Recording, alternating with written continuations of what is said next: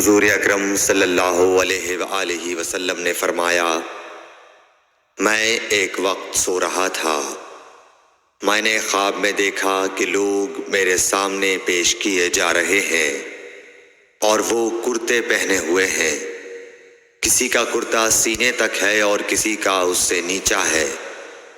پھر میرے سامنے عمر بن خطاب لائے گئے، ان کے بدن پر جو کرتا تھا اسے وہ گھسیٹ رہے تھے، یعنی ان کا کرتا زمین تک نیچا تھا۔ صحابہ رضی اللہ تعالی عنہ نے پوچھا کہ یا رسول اللہ اس کی کیا تعبیر ہے؟ آپ نے فرمایا کہ اس سے دین مراد ہے۔ صحیح بخاری حدیث نمبر 23۔ ایک مرتبہ رسول کریم صلی اللہ علیہ وسلم ایک انصاری شخص کے پاس سے گزرے، اس حال میں کہ وہ اپنے ایک بھائی سے کہہ رہے تھے کہ تم اتنی شرم کیوں کرتے ہو؟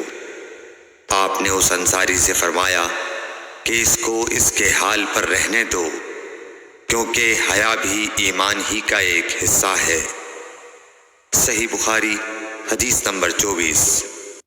رسول اللہ صلی اللہ علیہ وسلم نے فرمایا، مجھے اللہ کی طرف سے حکم دیا گیا ہے کہ لوگوں سے جنگ کروں اس وقت تک کہ وہ اس بات کا اقرار کر لیں کہ اللہ کے سوا کوئی معبود نہیں ہے، اور یہ کہ محمد صلی اللہ علیہ وسلم اللہ کے سچے رسول ہیں، اور نماز ادا کرنے لگیں اور زکوٰۃ دیں۔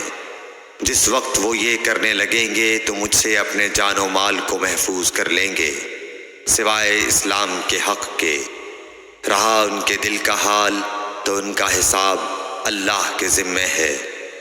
صحیح بخاری حدیث نمبر 25۔